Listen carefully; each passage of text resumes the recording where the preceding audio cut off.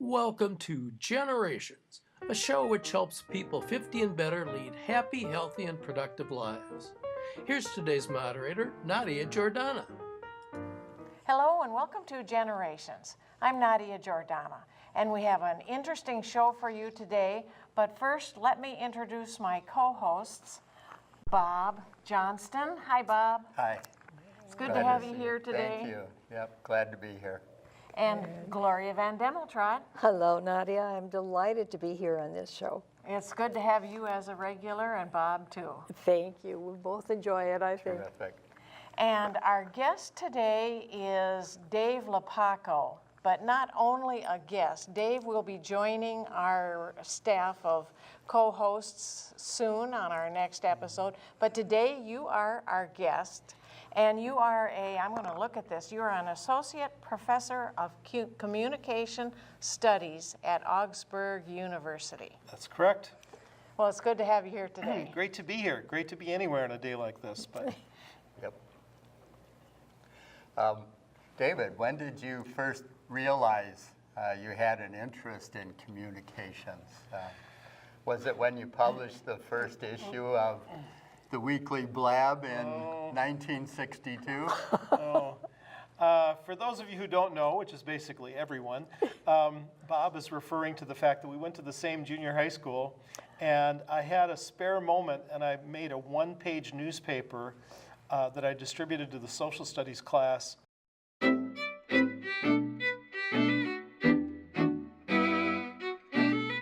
So I think it sort of all came from that. Mm-hmm. Right. So you knew that you wanted to go into that communications world from early on. Well, that would sound like I actually planned my life carefully, but I sort of kept falling into it and thought I was able to do it. I know a friend of ours would get on the bus on Monday morning and he'd have a trophy in his hand. And I'd say, "What's that?" And he said, "Well, we were at a debate tournament this weekend and we finished second." And I thought, I was a little competitive, and I thought, I could do that.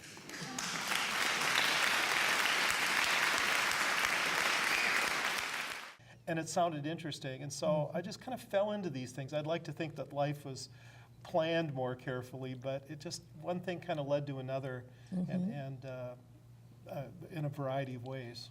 Yeah. I do think you really have to have an interest in it, because when you mention debate, that makes my heart go flutter, flutter out of fear.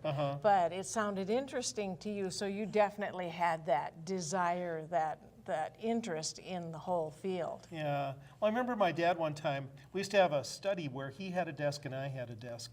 And he got one of these flyers from whoever our congressional representative was, asking opinions on various public issues that you're supposed to send back so they know what their constituents are thinking. And I must have been 14, 15 years old. And he said, "David, why don't you fill it out?" And he wanted to know what I thought about these things. So I think I grew up in that kind of environment. And I think my dad subscribed to probably 25 different magazines. Wow.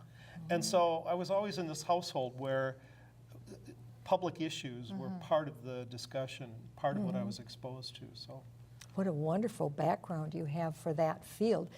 Tell us, if you would, what's your, at our hearts, I'm a communications major too. However, I have my bachelor's and a little bit farther, but no PhD like you do. What's your favorite piece? What do you really focus on in communications? What's your favorite? well, you know, that's like asking what's your favorite ice cream flavor. You know, I like them all. I have done a lot of stuff connected to critical thinking or argument or advocacy. Okay. Currently, I'm teaching a persuasion course at Augsburg, but I also teach argumentation. But I've also been interested in culture and how culture changes and informs what we do as communicators. So I have taught intercultural communication, but I'm also interested in how we come to understand communication. And so we have a research methods course, and so I teach that too. So I don't know if I really have a favorite, but historically it's always been advocacy, critical thinking, and argument. but Right. I'm also interested in everyday communication. I'm interested in how we do research on communication. I'm certainly interested in the impact of culture on communication. Right. That's so huge right now because the colors mean different things. Certain words in English mean a different thing in another language. Business decorum when going to deal with someone from another country, those are hugely important issues. Yeah. Tell us some experience about that, if you Well, I mean, would. the most basic thing about communication is that it involves symbols. So we would regard words as symbols. And as symbols, there's no automatic meaning for them. They symbolize things, but as you're indicating, colors, for example, can have different symbolic meanings in different cultures. Language can have different symbolic meanings. And there are so many examples, thousands of examples. Maybe you could ask me a little bit more specific question, because there's just so many things that are different. Okay. How would you inform business people trying to do business with another country? What are the things that they should pay attention to? Yeah. Is that specific enough That's right good, now? yeah. Well, obviously, one of the most important things is that they understand the culture.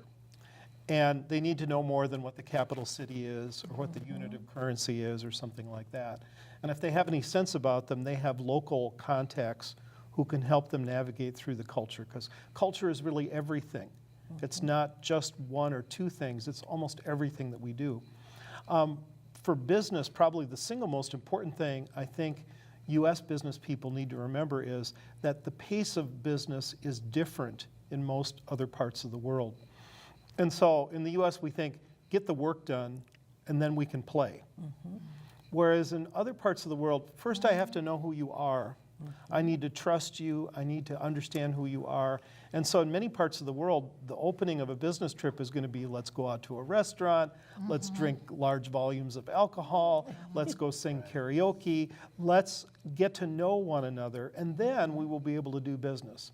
But until I know you and can trust you, I am not going to want to talk business. So typically, US business people rush in too quickly to try to get a deal done. Do you do consulting work along those lines? Well, I haven't done much of that over the years. It's something that people with my background often do. You could, yes. Yeah, and I've done a variety of sort of consulting things on a one-shot basis for an organization or doing a workshop or something like that. There are people who try to make a business out of something like that. I don't like the unpredictability of it, and so I've kind of stayed away from it, but I've done some of that. Communication itself involves a lot more than just words. Can you elaborate on that a little bit? Well, I mean, there's actual words you use, but then there is, in any communication situation, there are the two people involved, what their relationship is, what the context of the communication is, what people's intentions are, which can be easily misunderstood.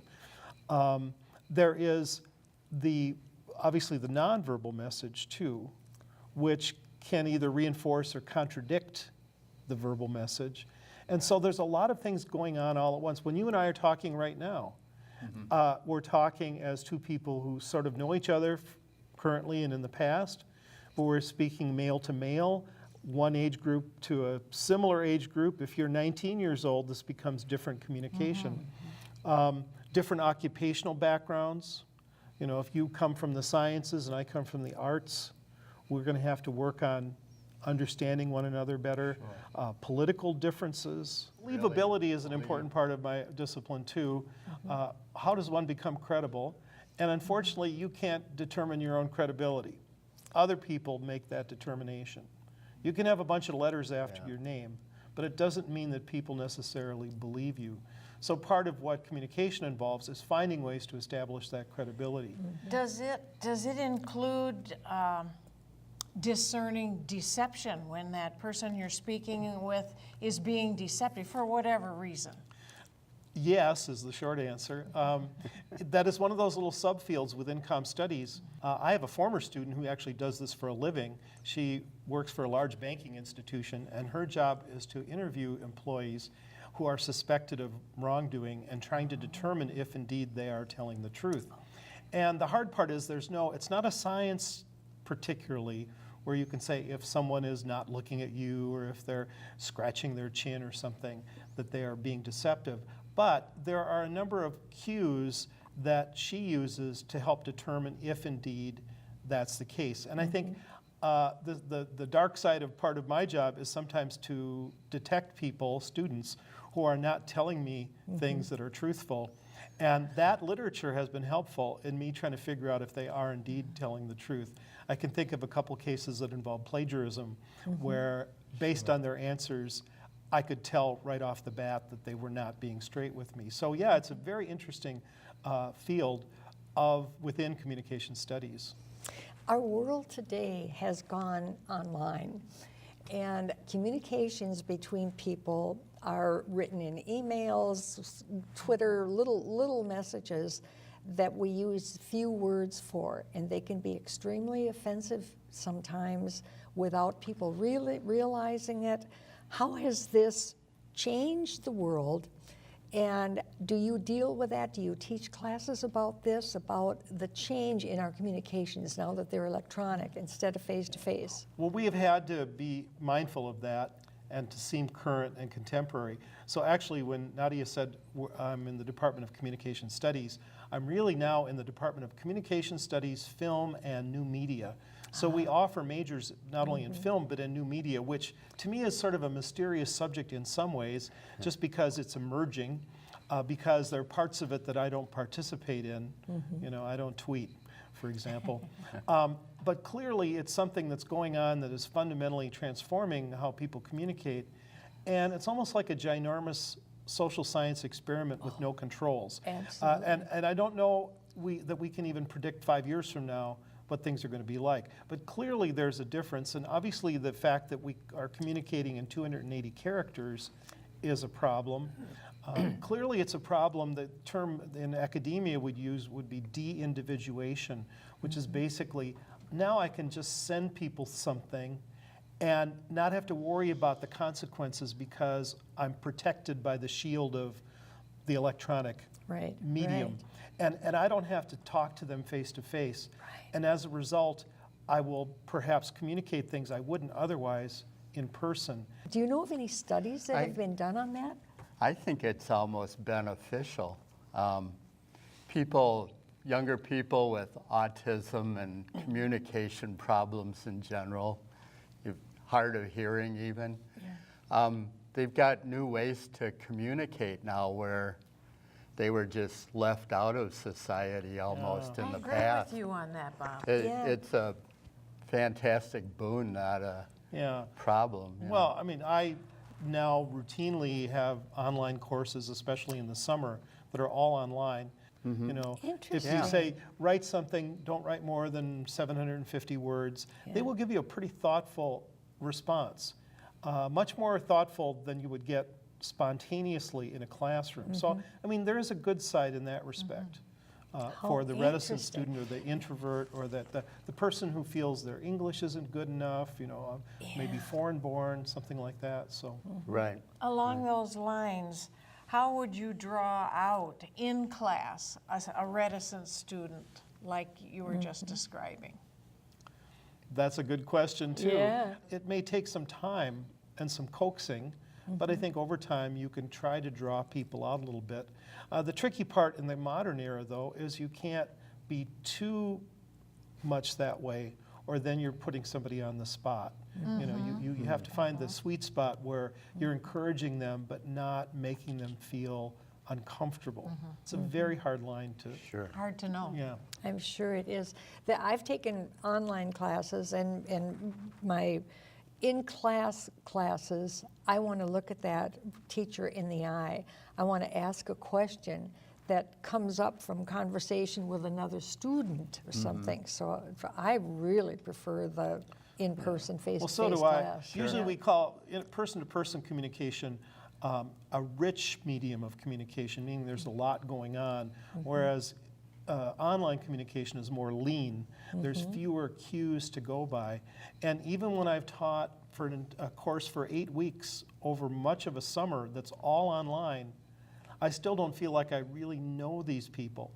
I will even have them submit a video introduction of themselves that's online. I still don't feel like I know them.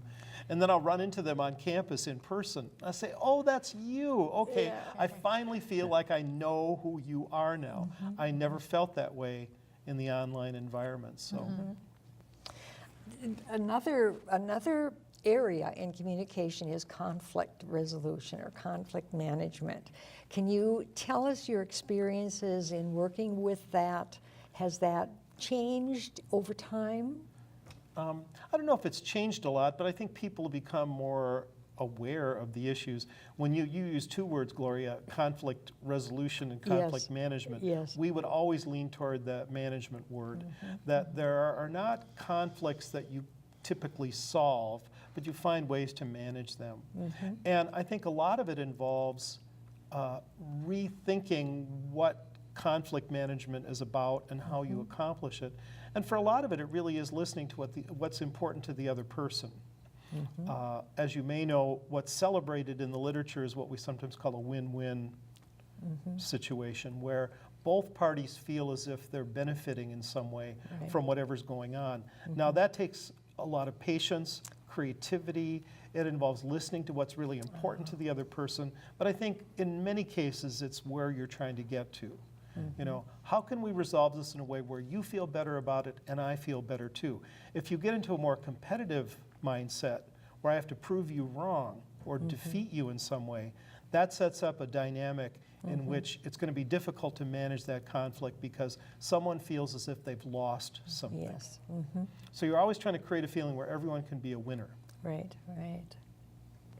And more conversation is often needed. Often needed. For example, when I went into communications, the reason I did it is because I had a conflict with somebody and I didn't realize that what was happening, I was taking it in a whole different way than the person meant it, but I didn't realize that. So I thought, I need to learn about this. And so I think it's important to understand the causes of conflict too. Right. And frankly, in my experience, one of the most common that's not usually in the literature is just, I'll call it simple ignorance, that people draw conclusions or make judgments about other people and they don't have all the facts. Exactly. And if they would only spend right. a little time understanding what's going on, they wouldn't be so nasty or so judgmental. Right. But it involves spending some time with that person and finding out what's really going on. Because people often jump to conclusions. They decide, oh, that person just has it in for me, or they're trying to do this, or they're trying to do that. They infer what they think that person's intentions are. But I think the reality is that most of us have good intentions. It's just a matter of understanding what's going on. And it doesn't matter what it is. Back in 2016, a former student who's a minister down in Rochester invited me down to do a little session with the congregation on a Sunday morning about the election that was coming up between, perhaps you remember, a guy named Donald J. Trump and Hillary Rodham Clinton. And obviously there was a lot of ill feeling about that election, and there still is, I guess. And he wanted to try to work on how do you manage those differences. So what I tried was, I think it sort of worked, was having anyone who thought they were going to vote for Donald Trump, I gave them a note card and said, give me 3 reasons why Hillary Clinton should be elected president. And then for all the people who said they were voting for Hillary, give me 3 reasons why Donald Trump might be a good president. People are very close-minded, and in order to really overcome some of these things, you have to understand the people who have very different views. That's so true, because otherwise all you see is what's on television or radio or in the newspapers, and not what people's true feelings are and why they're thinking things the way they do. So. That's a good point. Yeah. And so many different communication styles, even between males and females. Yes. And how does that play into how you work with resolving conflict or even just general communication? Yeah, well, I mean, in case you're not aware of this, at least in the academic world, even to say males and females these days is to be thinking what they would say is too binary, that we have with, you know, gay, lesbian, transgender movement. We have a more complex understanding of what gender is. That said, there are a lot of things in the literature that would suggest that there tend to be differences between people who identify as males and people who identify as females. And one of the most obvious, Deborah Tannen in her books talks a lot about this, is that men are a little more oriented toward status and recognition, and women are a little bit more oriented toward connection and supportiveness. And I've seen this play out a zillion times in my own marriage, where my wife will complain about something, and because I'm a male, I think, I've got to fix this. There's something I'm supposed to do here. And so, well, why don't you do this, or what if you did that? And I'm into the problem-solving mode, which is a very male response to things. That only makes her angrier sometimes, because she says, I don't want you to fix it. I know I can figure that out. What I want is, Venting? Your to opinion. listen. I want you to listen, I want you to understand, I want you to sympathize with what I'm talking about. And so I've had to learn that lesson over and over and over again. Even when men and women apologize, it's a little bit different. So if a woman apologizes and says, I'm sorry, it can often be, I'm just sorry this happened to you. Whereas a man sees it as like a personal guilt, culpability thing. If I say I'm sorry, it means it was my fault. Yeah. And so we view the term I'm sorry a little bit differently. Well, you can take that and multiply it by many other things that men and women tend to be different about. And knowing those differences is helpful in managing some of these things. Although sometimes I'm a very slow learner when it comes to my marriage. But I think I've got a better fix on it than I used to. So. That can be applied to cultures as well as Yeah. Well, again, in gender. U.S. culture, we tend to be more direct. We want a straight answer. Many other cultures, indirection is really the norm. And it's done so the harmony of the group is preserved so that you don't lose face. Yeah. I don't want to embarrass you. And so I'm going to be much more indirect about the way that I talk to you. An American is going to think you're being not authentic. Someone from that culture is going to be thinking, I'm being very respectful of this other person. There'll be more hinting, there'll be more indirection, and you're supposed to be able to pick up the cues. Right. Sometimes the U.S. is called a low context culture, which means we're supposed to be very direct, straightforward. Many other cultures are high context, meaning they won't come right out and say it. But if you're paying attention, you understand the cues, and you know what to do as a result. But I'm not going to embarrass you by actually bringing it up or talking about it. You're supposed to just be aware enough that you understand what I'm really saying. Yeah.